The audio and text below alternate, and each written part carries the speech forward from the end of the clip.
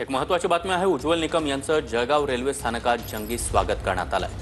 खासदारकीची शपथ घेतल्यानंतर उज्ज्वल निकम हे पहिल्यांदा जळगावात पोहोचले। खासदार उज्ज्वल निकम मूळचे जळगावचे रहिवासी आहेत। रेल्वे स्थानकावर उज्ज्वल निकम यांच्या समर्थकांनी मोठी गर्दी केली होती। हे दृश्य आपण पाहतो आहोत। उज्ज्वल निकम यांनी राज्यसभेचे खासदार म्हणून नुकतीच शपथ घेतलेली आहे। राष्ट्रपती नियुक्त खासदार अशी त्यांची आता नवी कारकीर्द असणार आहे। मी जळगावकर आहे हे सांगण्याचा मला अतिशय सार्थ अभिमान आहे।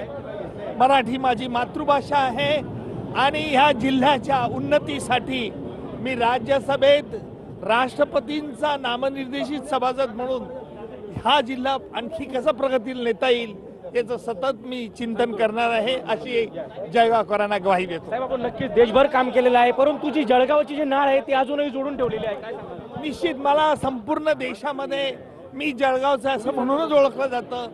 जळगावचं नातं माझं कधीही सुटणार नाही।